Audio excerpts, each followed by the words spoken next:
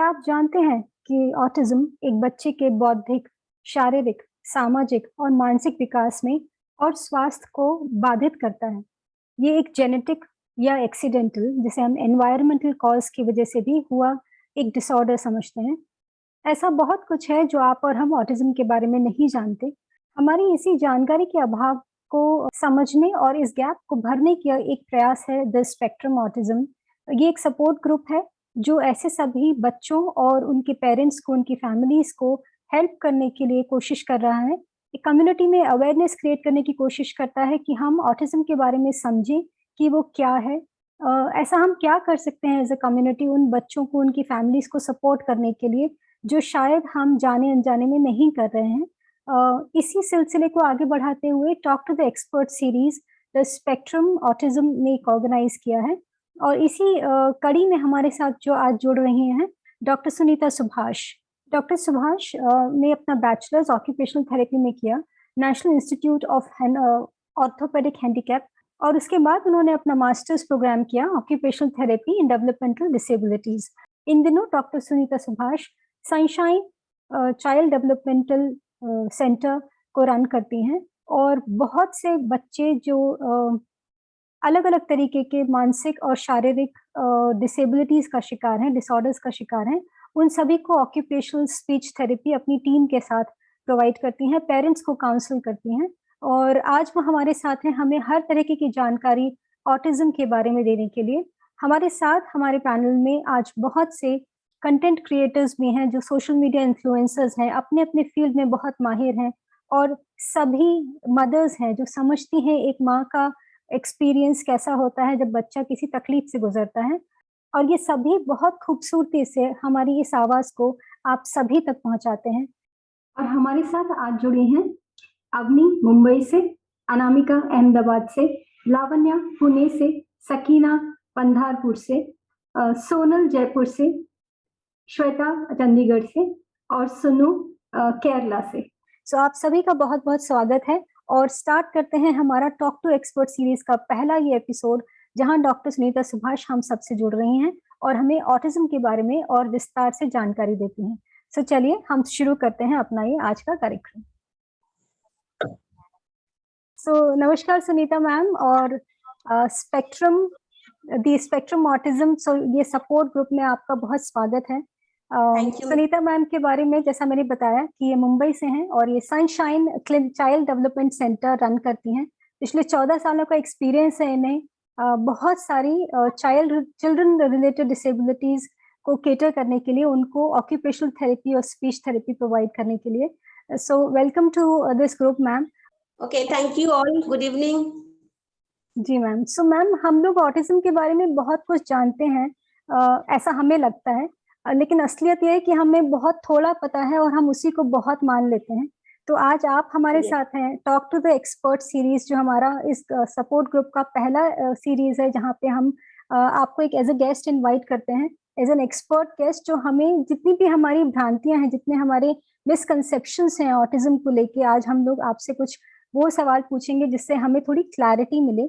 और जैसा मैंने बताया कि ये सभी लोग अपने-अपने फ़ील्ड में कंटेंट राइटर्स बहुत एक्सपर्ट हैं, बहुत चेरिश्ड और सेलिब्रेटेड कंटेंट राइटर्स हैं सभी लोग।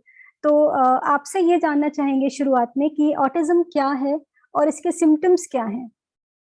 सो मैम, ऑटिज्म एक न्यूरो डेवलपमेंटल डिसऑर्डर है जो स्पेशली जो स्टार्टिंग के 3 इयर्स रहते हैं, बच्चों के जो डेवलपमेंट के 3 इयर्स होते हैं, उसमें उनके लक्षण अपीयर होते हैं, जैसे कि कम्युनिकेशन डिले रहेगा, इम्पेयर्ड सोशल इंटरेक्शन रहेगा या बिहेवियरल इश्यूज रहेंगे। सो ये लाइक 3 जो मेन कैटेगरीज है डेवलपमेंट का, इसमें जो इम्पेयरमेंट होगा, सो दैट इज ऑटिज्म का सिम्टम है। सो मेन मैं उसको थोड़ा सा एलेबोरेट करूंगी, लाइक जैसे कि जो इसमें सोशल कम्युनिकेशन इश्यूज रहेगा, बच्चे जो रहेंगे, जो आप सपोज वो आई कांटेक्ट नहीं देंगे, लैक ऑफ आई कांटेक्ट होगा, they will not respond to their name call, अगर उनको कितना बार भी बुलाएंगे तो वो नेम कॉल को रिस्पॉन्ड नहीं करेंगे, या दे will not connect socially with the other, वो पीयर ग्रुप के साथ खेलेंगे नहीं, और वो कोई भी रिपीटेटिव बिहेवियर रहेगा, कोई भी चीज को लाइन अप करेंगे, थिंग्स को, टॉयज दिया तो उसके साथ वो खेलेंगे नहीं, बट वो लाइन अप करेंगे एक तरीके से, या स्पिनिंग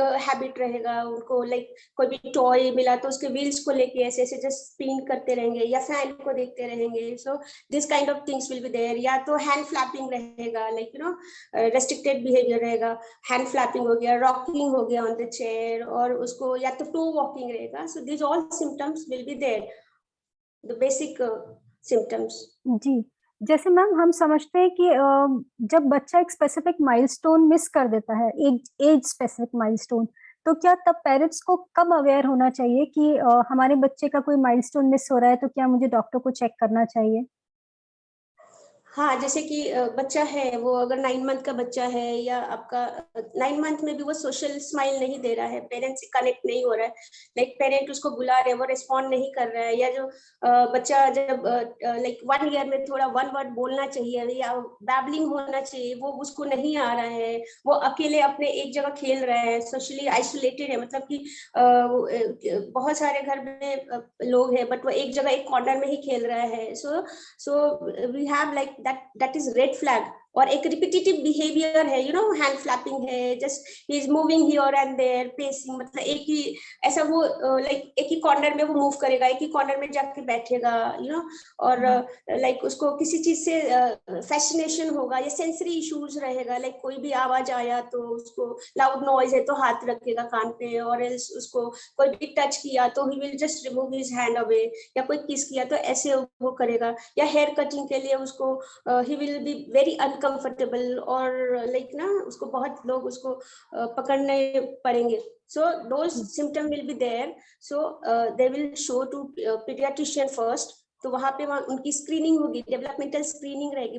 बट जो ऑटिज्म बच्चे रहेंगे उसमें डेवलपमेंटल डिले की ये मतलब चांसेस उतने नहीं रहेंगे, हो भी सकते हैं, नहीं भी हो सकते हैं।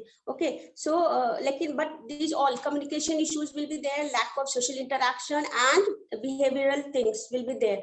सो ये 3 मेजर क्राइटेरिया है जो कि उस बेसिस पे वो डॉक्टर के पास जा सकते हैं कि मेरे बच्चे को क्या कोई सिम्टम है, तो वहाँ पे पीडियाट्रिशियन स्क्रीनिंग करेंगे, डेवलपमेंटल स्क्रीनिंग करेंगे। अगर उनको कुछ दिखता है कि यस, एमचैट स्क्रीनिंग होती है, उसमें अगर उनको कुछ फाइंड आउट होता है, then he forwarded to the other doctors like neuro paediatrician and neurologist, paediatric neurologist, developmental paediatrician. फिर वहां से वो साइकेट्रिस्ट के पास जाते हैं, और क्लिनिकल साइकोलॉजी जहाँ पे उनका डिटेल्ड इवैल्यूएशन होता है, डायग्नोस्टिक ये होता है। सो ये प्रोसीजर होता है। उसके बाद वो ऑक्यूपेशनल थेरेपिस्ट के पास आते हैं, जो कि मैं एक ऑक्यूपेशनल थेरेपिस्ट हूँ। यहाँ पे हम लोग बच्चों को ऑब्जर्व करते हैं क्लिनिक में, फिर उनकी क्वेश्चनायर के थ्रू, सेंसरी प्रोफाइल क्वेश्चनायर होती है, हम पेरेंट्स से पूछते हैं, फिर क्वेश्चनायर के थ्रू उनकी ये होती है, और past history like within 6 months में ऐसा कुछ हिस्ट्री था, या like from 1 month till 3 years of age, ऐसे हिस्ट्रीज थे। सो ये सब हम फाइंड आउट करते हैं, on that basis like the procedure goes on। जी जी। Is there some mental health problems like कुछ उन लोगों को पता चलता है कि कोई कॉमन हेल्थ प्रॉब्लम्स है बच्चों को, इस वजह से ऑटिज्म में कुछ ऐसा सिम्टम्स आता है? मेंटल हेल्थ प्रॉब्लम, यस, जो एसोसिएटेड प्रॉब्लम्स रहते हैं ऑटिज्म बच्चों में, वो लाइक एडीएचडी रहता है, ADHD, attention deficit hyperactive disorder, plus उसके साथ ऑब्सेसिव कंपल्सिव डिसऑर्डर रहता है, लाइक वो फिक्सेशन विद लाइक कोई भी चीज लेंगे उसी के साथ वो खेलते रहेंगे, you know, so those thing will be there. और फिर उनको ये एंजाइटी डिसऑर्डर रहेगा, एंजाइटी भी रहता है, कहीं भी न्यू सिचुएशन में ले गए तो उनकी एंजाइटी रहेगी। या कुछ जो थोड़े से बड़े बच्चे रहते हैं उनमें डिप्रेशन रहता है, they are always feeling sad, एक कितना भी उनको कितने भी like happy environment also they will be very depressed. और फिर उसके साथ उनको दिस थिंग, जो थोड़े बड़े बच्चे तो सिजोफ्रेनिया के भी फीचर्स दिखते हैं। जी जी। So those mental health issues may be there। Ma'am, जैसे अभी आपने बताया कि इन बच्चों को एडीएचडी भी हो सकता है, सो क्या एडीएचडी ऑटिज्म का पार्ट है, या एडीएचडी अपने आप में एक अलग डिसेबिलिटी डिसऑर्डर है और ऑटिज्म अलग है? नो मैम, जो ADHD है वो टोटली डिफरेंट है। वो like ADHD is attention deficit hyperactive disorder. So ये क्यों होता है, ये लाइक जो ब्रेन में केमिकल चेंजेस होते हैं, न्यूरोट्रांसमीटर्स होते हैं लाइक डोपामिन और नॉरएफ्रिन होते हैं। तो उनकी जो जब केमिकल इम्बैलेंस होता है ब्रेन में, लाइक वो लो अमाउंट में सेक्रीट होते हैं, तो उनकी फंक्शनिंग जो होती है ना ब्रेन का, like signals from one neuron to other neuron, वो कोऑर्डिनेशन में नहीं हो पाता है। So because of that like they are not regulated, I mean कि वो जो काम है वो लाइक अच्छे से नहीं कर पाते, they are not able to concentrate और else they are not able to sit in one place, ठीक है। और या तो ऑलवेज इम्पल्सिव रहते हैं, उनके में भी 3 कैटेगरीज रहते हैं, लाइक वो या तो हाइपर एक्टिव रहते हैं, दे will not sit in one place, they will inattentive रहते हैं, वो अटेंशन नहीं देंगे कोई भी काम पे, जस्ट 1 मिनट भी अटेंशन नहीं रहेगा, they will shift from one activity to other activity, और इम्पल्सिव रहेंगे, लाइक जैसे कि दे विल ब्लर्ट आउट, अगर घर में मम्मी पापा दादा दादी तो वो कोई भी बात करे तो उसमें वो बीच में बोल देंगे। और उनका ये होगा कि कम्युनिकेशन अच्छा रह सकता है, हो सकता है, जो कम्युनिकेशन डिले जरूरी नहीं है, they are excessive like talkative रहते हैं जो बच्चे ADHD रहते हैं। एंड मोस्टली वो 6 years जब स्कूल गोइंग चिल्ड्रन रहते हैं ना, like after 3 years to 5 years, so then we are able to कि हाँ इसमें ADHD सिम्टम है, ओके। जी जी। एंड ऑटिज्म टोटली डिफरेंट, इसमें रिपीटेटिव बिहेवियर मैम रहेगा, इसमें वो सेंसरी इश्यूज रहेगा, I told you like tactiles hypersensitivity रहेगा या हाइपोसेंसिटिविटी रहेगा, मतलब कोई भी जो स्टिमुलस है उसको या तो वो ओवरली रिएक्ट करेंगे उस स्टिमुलस के लिए। सपोज एक साउंड का मैंने जैसे एग्जांपल दिया, तो साउंड के लिए वो ऐसे रिएक्ट करेंगे, या तो दूसरा जो ऑपोजिट बच्चा होगा जो अंडर रिएक्टिव होगा, वो कोई भी जैसे पेन से लेकर टिक आवाज करता रहेगा, और ऐसे कहीं कुछ साउंड आ रहा है तो उसको ऐसे फोन में लगा के सुनेगा, you know sound. So he will be overly like he will be under reactive to this thing, तो उसका जो ब्रेन है he will crave for the more sensation, और जो यस और जो ये बच्चा है ओवर रिस्पॉन्सिव, मतलब वो थोड़ा सा ही ये करने में वो उसको ज्यादा फील हो रहा है दैट सेंसेशन। तो ये इश्यूज रहते हैं, repetitive behaviours and lack of social interaction. And ADHD is totally different, but it could be associated, autism के साथ जो ADHD रहता है एसोसिएटेड हो सकता है, but totally different. I was asking, ma'am, you mentioned about this developmental screening. So I Yes. just want to know how it is carried out. How it is done, developmental screening. Ma'am, when you go to like pediatricians, so they see like हम लोग जब बच्चे छोटे रहते हैं तो हम लोग देखते हैं इनका वेट इतना ईयर में इतना होना चाहिए, वेट होना चाहिए, हाइट होना चाहिए। So like developmental screening means उनका माइलस्टोन है, फिर उसमें 5 एरियाज ऑफ डेवलपमेंट होते हैं, 5 एरियाज में होते हैं, like physical development is that gross motor, fine motor, okay. So gross motor में standing, walking and everything, running will come, okay. Then hopping आएगा, जैसे लंगड़ी बोलते हैं, 1 leg hopping, 2 leg hopping. And then fine motor में कोई भी fine things पकड़ने का, जैसे पेंसिल ग्रिप हो गया, स्पून पकड़ना, you know, so all this thing, so ये फाइन मोटर हो गया। देन कॉग्निटिव डेवलपमेंट कम्स, जो इंटेलेक्चुअल फंक्शनिंग होती है, कोई भी चीज समझना और किसी भी चीज को समझ के उसको जनरलाइज करना, मतलब यू नो बॉल है तो बॉल, ये बॉल है, बॉल के साथ क्या करते हैं, एक बार आपने दिखाया बॉल कैच थ्रो करते तो वो बॉल देगा वो, यू नो। सो वो बच्चा वो डिले वो आई मीन की जो cognitive development का part है। Then social and emotional development happens, you know. So these are the 5 areas. I think I have covered all. Physical में जो आज आ गया, gross motor, fine motor, then cognitive, then social and emotional. Yes, 5 हो गया। तो इसमें सब particular age में ये होता है, और speech, mainly the speech communication development, you know, speech and language development वो भी है। जैसे मैंने बताया 1 year में 1 word आना चाहिए, 2 year में 2 words आना चाहिए, तो वो नहीं रहेगा, तो जो डॉक्टर रहेंगे वो फाइंड आउट करेंगे कि हाँ कहीं तो लैकिंग है वो एरिया में, so he should go to this doctors. And Yeah, I just want to ask ma'am that what should the parent of an autistic child, like what kind of a routine they should follow to, you know, handle him and, you know, to take care of all his needs and all? See, जब every autism child is different, so क्या होता है उनका जब they come for the evaluation, So every child is having different issues, like जो उनका repetitive behavior है, sensory issues है, and जो like whatever speech and communication, gross motor issues also they have.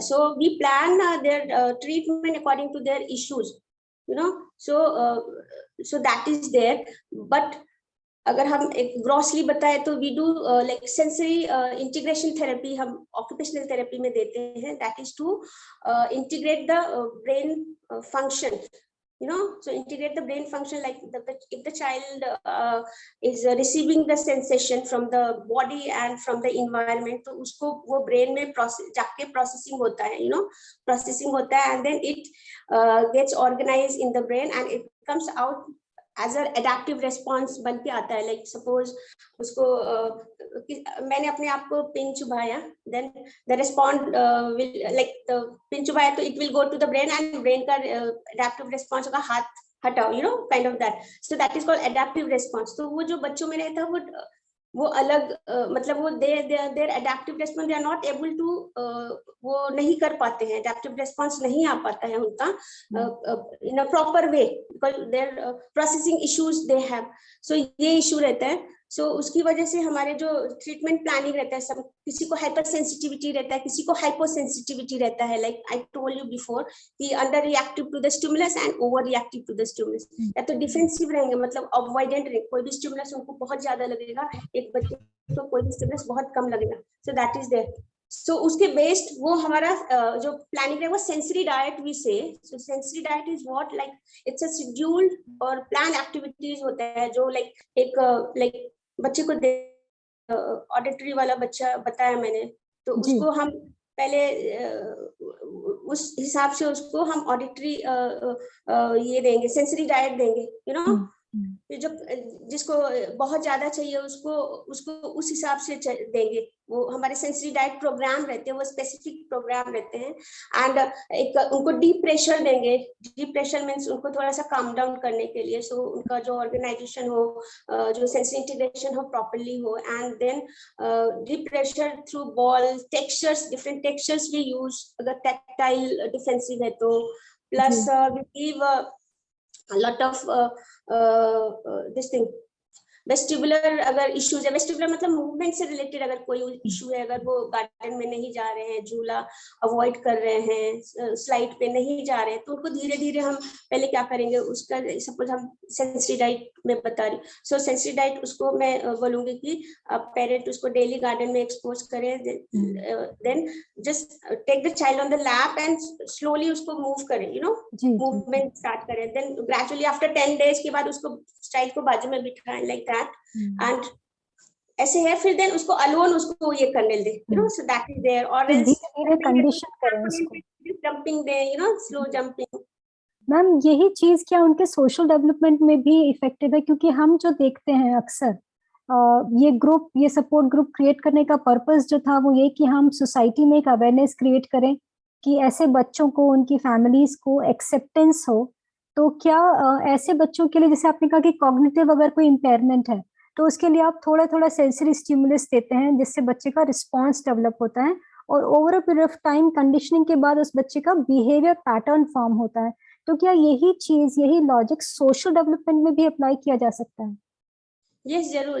Suppose example मैं देती हूँ, अगर बच्चे को बर्थडे पार्टी में लेके जाना है तो पहले हम उसको स्मॉल बर्थडे पार्टी या तो फैमिली का जो बर्थडे पार्टी गेट टुगेदर उसमें थोड़े लोगों को बुलाएं अपने ही घर में, यू नो, कंडीशनिंग होगा कि ओके बर्थडे है, तो वो from the corner of the room वो एक जगह से खड़ा होके देखेगा, okay so many people have come, okay. And then gradually आप नेबर के बर्थडे पार्टी में जाइए, मतलब अगर पॉसिबल है तो सामने, तो वहां पे जाके वो थोड़ा आपके घर के पास है. Then gradually go to the other, जहाँ पे फिर दूसरे बड़े पार्टी में लेके जाना है, जहाँ पे इनिशियली या तो आप चले जाओ जब ज्यादा लोग नहीं हो, या तो एंड ऑफ द पार्टी लेके जाइए जब लोग ये रहे, मतलब थोड़े कम. तो धीरे धीरे धीरे धीरे gradually, you know, you have to expose the child to the bigger group. एकदम से बिगर ग्रुप में जाएंगे तो सेंसरी ओवरलोड होगा, मतलब वो, यू नो, सेंसरी ओवरलोड में too many stimulus, bombardment of stimulus at a time, so ये हो जाएगा. So that the child will not focus और not behave properly in a like expected manner, जो भी है उसका वो नहीं कर पाएगा, सोशली वो उस मैनर में नहीं कर पाएगा. जी. क्वेश्चन पूछना चाहती हूँ, जो मेरे बेटे ने मुझसे लास्ट नाइट पूछा। उसने पूछा कि मम्मी ऑटिज्म तो क्या है, आप समझा रही हैं, बट हम लोग क्या कर सकते हैं, उन बच्चों के साथ हम कैसा बिहेव करें और उन बच्चों को हम कैसा ट्रीटमेंट दें जो उनको अच्छा फील हो। तो ये ओके हाँ, वो बहुत अच्छा क्वेश्चन है मैम। लाइक ऑटिज्म, पहले तो बच्चे को हमें बताना है कि ऑटिज्म बच्चे लाइक उनका सिम्टम क्या होता है। अगर आपका बेटा 10 ईयर ओल्ड है या 7 to 10 ईयर ओल्ड के एज में आता है, तो उसको आप बता सकते हो कि वो थोड़ा सा डिफरेंट होगा, हमारे जैसे ही है बट थोड़ा डिफरेंट होगा। वो थोड़ा सा लाइक हाइपर एक्टिव भी हो सकता है, आपकी बात समझ भी नहीं सकता है, आपको पुश भी कर सकता है, बट उसको लाइक हमें उसके बारे में पहले जानना है। फिर अगर वो जैसे कि स्कूल में बच्चे हैं तो ऑटिस्टिक बच्चे रहते हैं, तो उसके लाइक पहले एक फ्रेंड उसकी बनते हैं, धीरे धीरे धीरे तो उसको टॉयलेट तक ले जाना, उसको अपने पास बिठाते हैं, या फिर उसको लंच बॉक्स उसके खोल के देते हैं, ये हैज फाइन मोटर इश्यूज, तो ये सब उसको हेल्प करते हैं। सो बच्चे इस वे में उनको डे टू डे एक्टिविटीज में हेल्प कर सकते हैं, from the school to the park. अगर वो बच्चा आपको दूर से देख रहा है, लाइक पार्क में गया है, तो आप उसके पास बच्चा नहीं जाएगा, ऑटिस्टिक बच्चा नहीं जाएगा, but your child go to that, initiate social interaction to that child. ठीक है, कि आ जाओ मेरे साथ खेलो, भले वो खेलेगा नहीं बट वो दूर से एटलीस्ट, तो नेक्स्ट टाइम जब वो गार्डन जाएगा या पार्क जाएगा तो आपके बच्चे को एटलीस्ट वो देखेगा, he will stand next to him, so ये ऐसे हम इनिशिएट कर सकते हैं, बच्चों में ऐसे अवेयरनेस डाल सकते हैं, छोटे बच्चों में। जी। I had a question. मैं काफी साल पहले I used to teach in a school where 30 students का अगर बच्चे होते थे 30, तो one student used to be autistic child. तो मुझे तब I didn't get the concept. और अब I feel like I wanted to ask you कि is it better to put that autistic kid amongst the normal kids in that normal school, और अगर मेरा बच्चा ऑटिस्टिक है तो मैंने उसको स्पेशल ऑटिज्म की स्कूल में डालना चाहिए? सी वो मैम, ये बहुत वेरी करता है actually, it's a very good question. इस पे बहुत डिबेट चल रहा है अभी तक इंटरनेशनल एंड नेशनल लेवल पे।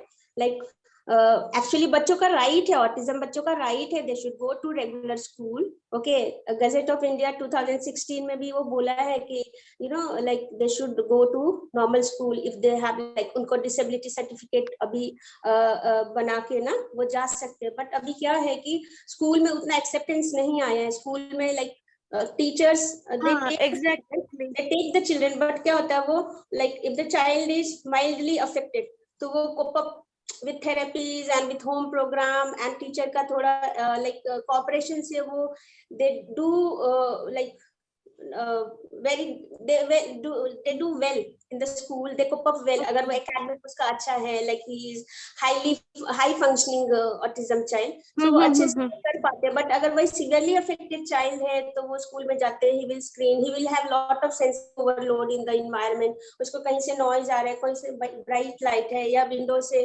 sunlight आ रहा है, so he will be distracted and he will, अगर उसको कुछ like इश्यूज है स्पीच का तो वो भी है, समटाइम्स स्क्रीमिंग है, रिपीटेटिव बिहेवियर, सो वो सब करते हैं, सो उससे बाकी बच्चे भी डिस्टर्ब होते हैं। सो आई विल नॉट से कि हम स्पेशल स्कूल में डालेंगे, बट आप पहले स्पेशल स्कूल में डालें, देन वंस ही sensory issues and everything is got settled, then normal school में डालें, मेरा ये सजेशन है। ओके हाँ, बिकॉज उसकी ग्रोथ भी हैम्पर करती होगी ना, अगर उसको हम इनिशियली ही बिना कुछ चेक किए ही अगर हम उसको नॉर्मल स्कूल में डालते तो उसकी ग्रोथ भी हैम्पर करती होगी ना बच्चे की। करेक्ट वो जो उसकी जो और उसका सेल्फ स्टीम डाउन होगा, रोज उसको बच्चे बुली करेंगे, सो पहले हमें उसकी जो पहले पूरी इवैल्यूएशन करवानी है, screening plus diagnosis plus evaluation plus treatment planning and all करके उसको प्रॉपर एक फॉलो, मतलब डॉक्टर के साथ प्लानिंग करके, उसका doctor and therapist, occupational therapist के साथ उसका प्लानिंग करके, then you, like if the child is severely affected, first you put in special school, तो वहाँ पे उसका थेरेपी भी होगा, speech therapy, occupational therapy and other academic distinct activities will be going on, and then after that 2-3 years if the child is settled down, you can put him in normal school or regular school, but जो mildly affected हैं they can cope up well in the regular school. हाँ, मैंने देखा है बहुत सारे बच्चे हमारे यहाँ मुंबई में, एवरीवेयर वो they are doing well in the society with the mainstream school. Yes Ma'am. My question is actually related to Anamika's point only, that how can we approach a parent, sensitively, without, we know that he or she needs help, but they're apprehensive to talk about it. So share their thoughts on that. So how can we approach a parent? How can we help them? So those kind of parents, like first you have to become friend with them. वो तो normal ये है, friendly behavior उनके साथ ये होना चाहिए. Acceptance to the like the child you are seeing regularly, आपके nearby रहते, तो you have to see the child, and then gradually, like the parent knows कि my child is different from the other children. So उनको पहले you empathize, give empathy to the parent and your family, and then once they know, like you will remain their confidential ये है, you will not disclose it out, then they will become, they will tell everything to you, and फिर उसके बाद आप उसको guide कर सकते हैं. I think this is the right way. Yes, ma'am. It should look like an empathy, not sympathy. So there's Yes, empathy, not sympathy. I'm telling, yes. Ma'am क्या कोई फिजिकल डिसेबिलिटी भी हो सकती है? Like बहुत सारे बच्चों में physical disabilities, like associated autism with cerebral palsy भी रहता है, कुछ बच्चों में सीपी चाइल्ड है विद ऑटिज्म रहता है फिजिकल डिसेबिलिटीज में, लाइक उनके लाइक स्पास्टिक सीपी रहते हैं विद ऑटिस्टिक सिम्टम्स रहता है. तो ये रहते हैं स्पास्टिक में हैंड लेग्स टाइट रहेंगे, या वन साइड हेमिप्लेजिक सीपी रहेंगे विद थोड़ा सा ऑटिस्टिक ये रहता है. हेमिप्लेजिक मतलब वन साइड लाइक वीकनेस रहेगा, या थोड़ा सा लाइक पैरालिटिक टाइप रहेगा, फिर उसके साथ भी ऑटिज्म रहता है. बट वो बहुत कम मिलता है. ज्यादा एडीएचडी कॉमनली जो होता है एडीएचडी रहता है, attention deficit hyperactive disorder, वो बहुत कॉमन रहता है बच्चों में, लाइक ऑटिज्म बच्चों में. तो ये रहता है जो सीपी और एडीएचडी बच्चे और हाइपर एक्टिव बच्चे में कैसे डिफरेंशिएट कर सकते हैं? हाँ, ये क्वेश्चन मैम मुझे भी पूछना था, because I have been many a times, मतलब मुझे ऐसे I have come across this के बच्चा अगर हाइपर है तो उसका ऑटिज्म का टेस्ट करवाओ या something like that. So how is it different being a child being hyper and a child being autistic? So जो एडीएचडी चाइल्ड होगा, दे विल टॉक एक्सेसिवली, थोड़ा बहुत कभी उनको लाइक स्पीच इश्यूज रहेगा, but they will talk, they will give you eye contact. आप जो बोलेंगे they will respond to their name call. अगर आप बुला रहे they will respond to their name call, and they will be socially connected. Like family में कुछ programme हो रहा है या घर आपके आजू बाजू आके बैठेंगे, दादा है दादी जी है तो उनके पास आके बैठेंगे. बट ऑटिस्टिक चल रहा जो बच्चा रहेगा, ही will be busy in his own world. वो अपने में ही किसी चीज में फिक्सेशन में बिजी रहेगा, कोई चीज रिपीटेटिव बिहेवियर करता रहेगा. बट ये चीजें जो एडीएचडी चाइल्ड में टोटली एब्सेंट रहेगा. जी. और जो एडीएचडी चाइल्ड को भी सेंसरी इश्यूज हो सकते हैं, बट जो ऑटिज्म है उनमें रहता ही है sensory issues mostly. Hello ma'am. Ma'am मेरा क्वेश्चन तो नहीं है, पर मतलब मैं आपसे पूछना चाहती हूँ to share some tips for the parents of autistic children कि वो खुद को कैसे मेंटली प्रिपेयर कर रहे हैं टू रेज अ चाइल्ड. मतलब एज अ पेरेंट वो they will do everything for the child, but how can they cope with the situation when they come to know that their child is autistic? So it is obviously parents के लिए it is very difficult, so and especially for the mothers, so how should they prepare themselves? हाँ जी, autism बच्चे का को संभालना like उसको बहुत difficult task है, डिफिकल्ट है पूरे होल लाइफ उसको ये देखना. और स्पेशली मदर पूरा अपनी पूरी लाइफ को सैक्रिफाइस कर देते हैं बच्चे को देखने के लिए. तो फर्स्ट थिंग की I will tell, you have to be positive. उसको पॉजिटिव रह के बच्चे को आगे लाइक उसका ट्रीटमेंट प्लानिंग एंड ये सब आगे कंटिन्यू करना है. And the main thing is like you don't compare your child with the other child. Okay, your child has must have some, कुछ तो एक स्पेशल क्वालिटीज है जो अदर बच्चे में नहीं है. टिपिकली डेवलपिंग जो चाइल्ड है उसमें नहीं है. आपका बच्चा हो सकता है म्यूजिक में बहुत अच्छा है, कुछ सेवन स्किल मतलब स्पेशल स्किल्स रहते हैं. लाइक कोई बच्चे मैथमेटिकल स्किल्स में बहुत अच्छे रहते हैं, मल्टीप्लिकेशन बहुत अच्छा आता है, या कोई बच्चे जो रहते हैं ना कैलेंडर डेट, वो जैसे 4 साल पहले का भी डेट बताएंगे, देन वो उस दिन का डे बता देंगे कि आपका बर्थडे इस दिन को ये 2017 में पड़ा. तो ऐसे स्किल्स भी रहते हैं. So you don't have to be very judgemental कि उनका बच्चा इतना कर ले रहा है, मेरा बच्चा नहीं कर पा रहा है. So you have to be focused to your treatment plan and be positive. जो भी बच्चा है, you make one short term goal, जो भी आप अचीव करना चाहते हैं गोल बनाइए अपने थेरेपिस्ट, अपने ऑक्यूपेशनल थेरेपिस्ट के साथ मिलके, and then work on that. अगर वो अचीव हो जाता है within 1 month, then appreciate और रीइंफोर्स योर चाइल्ड. कुछ उसको ना रीइंफोर्समेंट भी देना है, रिवॉर्ड देना है, मतलब कि उसको कुछ अच्छा खाना बना के दे दीजिए, या उसका कार्टून कुछ एक फेवरेट है वो दे दिया, या उसको कहीं पे जहाँ पे अच्छा लगता है ले जा, हाँ दे दिया उसका फेवरेट. तो ऐसे उसको मतलब कि अपने आप को भी पॉजिटिव रखते हुए उसको भी पॉजिटिव लेते हुए आगे बढ़ना है. So that is the way. So then only you can be positive through your overall journey. Otherwise वो बहुत डिफिकल्ट टास्क होगा अगर हम डिप्रेस रहेंगे और हमेशा कंपेयर करेंगे कि बच्चे को ये प्रॉब्लम है, मेरा बच्चा आगे नहीं जा रहा है. समटाइम्स क्या होता है, बच्चा एक जगह पे ही लाइक उनका जो इम्प्रूवमेंट होता है स्टॉप हो जाता है, क्योंकि वो डेवलपमेंटल फेजेस रहते हैं. लाइक जैसे कि जब बच्चा 10 इयर्स के बाद एडोलेसेंट एज में जाता है, तो उस टाइम उसके अलग अलग चैलेंजेस हो जाते हैं, यू नो, उनके बॉडी लाइक में चेंजेस होते हैं. तो उससे रिलेटेड उसको साइकोलॉजिकल अलग इश्यूज भी हो सकते हैं. इमोशनली वो थोड़ा सा और लो फील करने लग सकता है कि मेरे साथ ये सब क्या हो रहा है. तो that time you have to give support to your child. उसको समझाना है, मतलब वो अगर वो नहीं समझते तो उसको लाइक उसको पिक्चर, जो बच्चे जो हाई फंक्शनिंग होते हैं वो समझ जाते हैं whatever you tell, but low functioning children को नहीं पता होता है. तो वो उनको बार बार उनको आपको समझाना है कि इसको ऐसे करना है. Then continuous your you know जो एफर्ट्स है वो फिर बच्चे धीरे धीरे वो they understand your things, and फिर वैसे वो आगे उनका जर्नी जाता है.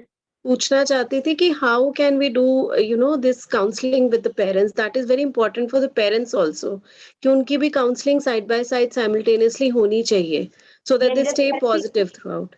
जब थेरेपी ट्रीटमेंट प्लानिंग स्टार्ट होता है तो उसमें पहला पॉइंट रहता है वो पेरेंटल काउंसलिंग रहता है. देन जो बच्चे का ट्रीटमेंट स्टार्ट होता है. First you have to understand the symptom of the child, you know, फिर उसको कैसे you have to go about in the future, and उसको आपको पहले मेंटली कैसे प्रिपेयर होना है.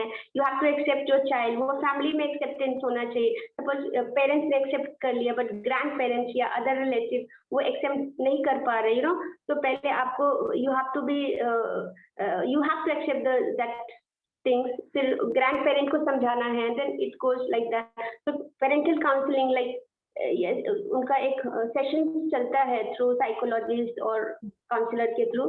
सो उससे वो लाइक धीरे धीरे cope up with those things.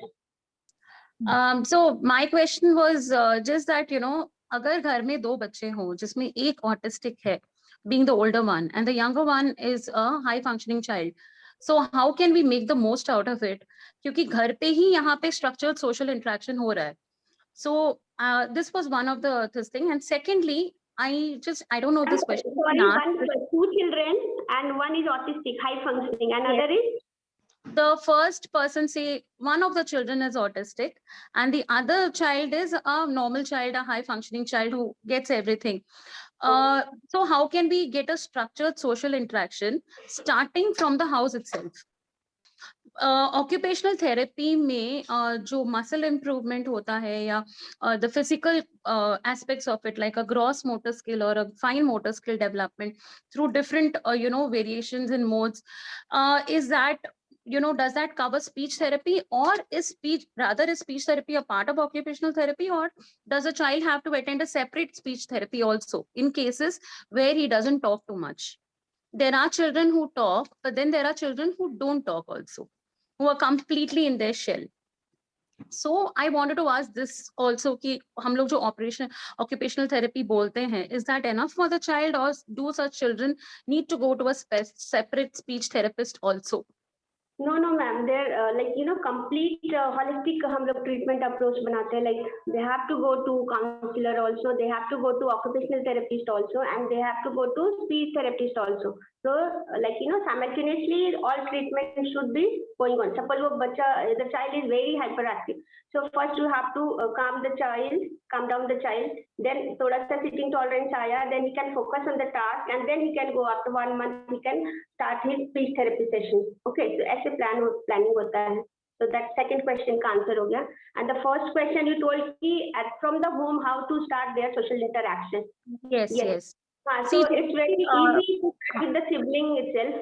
Sibling के साथ वो करना है तो सिबलिंग जो हाई फंक्शनिंग हम नहीं बोलेंगे, रेगुलर लाइक टिपिकली एग्जैक्टली, हाँ, टिपिकली डेवलपिंग चाइल्ड है, और जो ऑटिस्टिक बच्चा है, तो दोनों में इंटरेक्शन बहुत ये इजीली पॉसिबल है। लाइक वो ही नोस कि जो उसका ब्रदर है या सिस्टर है वो एवरीडे उसके साथ घर में रहते, तो whatever you want to tell, जो ऑटिज्म बच्चा है उसको इंस्ट्रक्शंस देना है आपको कि ओके व्हाट एवर द बच्चे का जो आपके एल्डर सिस्टर या ब्रदर का नाम है उसको जाके देना है।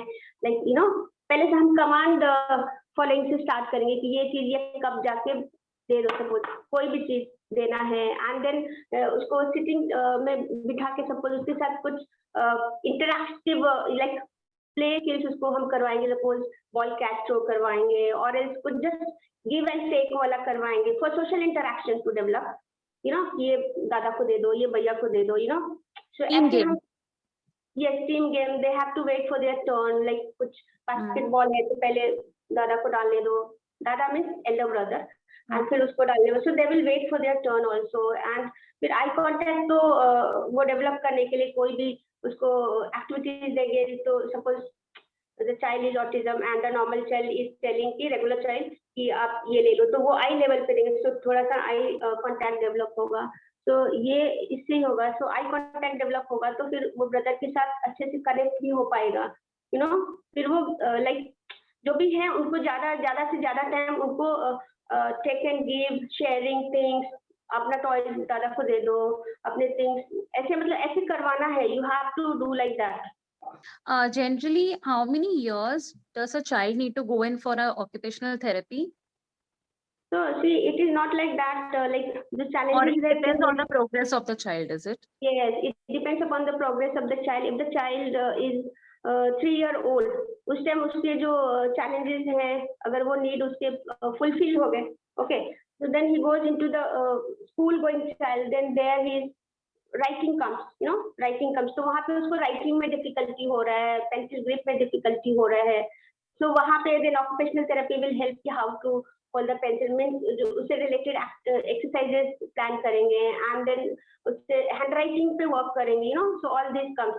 फिर अगर if the child is going to the higher study, I mean after like 10-year-old child, तो उससे अगर वहाँ पे उसको कैलकुलेशन में डिफिकल्टी हो रहा है, तो उसको सिंपल तरीके से कैलकुलेशन में हम ये करेंगे, या कुछ प्रॉब्लम सॉल्विंग है कि कोई प्रोजेक्ट बनाना है, तो ये तो इट्स नॉट लाइक कि अगर चाइल्ड को लाइफ लॉन्ग ऑक्यूपेशनल थेरेपी लगेगा, बट हाँ एक बच्चे को हो सकता है पूरे लाइफ लॉन्ग भी लग सकता है, या बीच में ही उसका अगर वो पूरे जो चैलेंजेस है या नीड है फुलफिल हो गए हैं, then he doesn't require occupational therapy after that.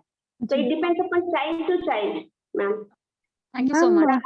जी, मुझे लगता है अर्ली इंटरवेंशन, अर्ली आइडेंटिफिकेशन, जितना जल्दी पता चले उतना जल्दी इंटरवेंशंस, उतना जल्दी थेरेपीज, उतना जल्दी रिजल्ट्स। मैम एक और क्वेश्चन था कि सनशाइन जो आपका डेवलपमेंट क्लिनिक है, यहाँ पे आप सेंटर है, इसमें आप बच्चों को क्या क्या थेरेपीज या क्या क्या आप सर्विसेज प्रोवाइड करते हैं पेरेंट्स को, तो वो थोड़ा सा हम लोग को बताइए प्लीज। सनशाइन में हमारे यहाँ लाइक पूरा टीम है, साइकोलॉजिस्ट हैं, क्लिनिकल साइकोलॉजिस्ट हैं, then I am the occupational therapist, और भी ऑक्यूपेशनल थेरेपिस्ट हैं, and then we have speech therapist and we have special educator, पूरा टीम है हमारा जी। So we have all kinds of children coming here, like ADHD, autism, learning disability, cerebral palsy, Down syndrome, and all kind of children are coming for the treatment. जी, so ma'am अगर हमारे parents को, किन्हीं बच्चों के parents को अगर आपसे कुछ काउंसलिंग या रिक्वायरमेंट कोई हेल्प चाहिए होगा, तो we can always reach out to you, right? Yes, sure. Ma'am, if the autistic child becomes violent immediately, so how can we tackle that situation when the child becomes violent?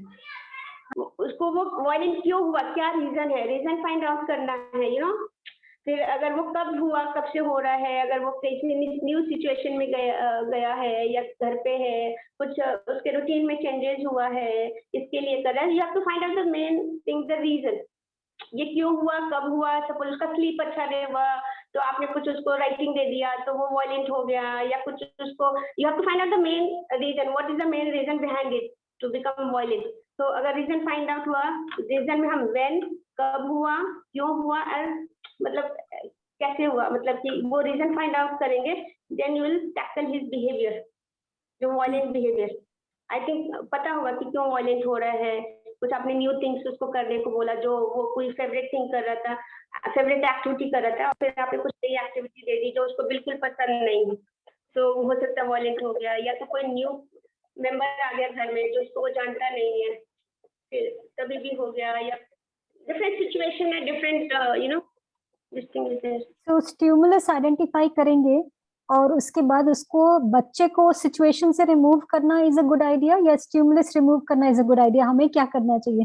Temporary solution is just take out from that situation, that environment, थोड़ी देर के लिए ले लो, then उसको बाद में आप उसको बताइए, उसका कंडीशनिंग करो कि हाँ आप यहाँ जाएंगे तो ऐसे आवाज भी आ सकता है, यहाँ जाएंगे तो ये लोग भी आ सकते हैं, डॉग बार्किंग भी कर सकता है, मतलब जो भी है, यहाँ से लाइट भी आ सकता है, जिस चीजों से उसको मतलब प्रॉब्लम हो रहा है, तो वो चीजें उसको पहले से बताना है। सो ग्रेजुअली वो थोड़ा थोड़ा उसका वो बिहेवियर वो जो होगा, लाइक जब यू नो स्टिमुलस को हम उसमें उसके बीच में ले जाएंगे, एंड देन फिर धीरे धीरे कोप अप होगा, वो उसका सेंसरी इंटीग्रेशन ब्रेन में होगा, then he will cope up well in that environment after like you know 6 months 7 months के बाद।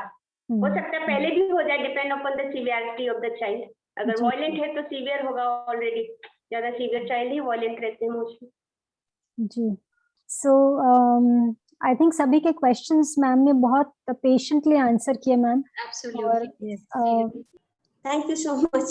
जितने डाउट्स थे वो आपने क्लियर किए, कुछ नए हमारे मन में क्यूरियोसिटी जरूर अब और क्रिएट हो गई है, तो आई एम श्योर सभी लोग वापस गूगल जाके करेंगे अपने क्वेश्चंस, जो उनके दिमाग में और क्वेश्चन आ गए हैं, क्योंकि जो डाउट्स थे वो तो अभी क्लियर है। सो हो सकता है हम आपके पास एक बार फिर आए और बहुत ढेर सारे क्वेश्चंस के साथ कि अब हमारे दिमाग में, क्योंकि ये सब क्रिएटिव माइंड्स हैं यहाँ पे मैम। ये सेशन जब पेरेंट्स तक पहुंचेगा तो आई एम होपिंग कि कुछ क्वेश्चंस उनके भी आंसर होंगे, कुछ डाउट्स उनके भी आंसर होंगे, और हम लोग जो एक ये कोशिश कर रहे हैं कि जितनी बात करेंगे उतनी अवेयरनेस बढ़ेगी, उतनी एक्सेप्टेंस बढ़ेगी, क्योंकि जो आपने जैसे कहा कि पेरेंट्स का एक्सेप्टेंस करना और पेरेंट्स के साथ कम्युनिटी का भी एक्सेप्ट करना कि हमारे ही बीच में बच्चे हैं जिनको हमारी बहुत ज़्यादा एम्पैथी की ज़रूरत है, समझने की ज़रूरत है। तो विद दैट होप कि हम सभी लोग ये क्रिएट कर पाएं स्पिरिट।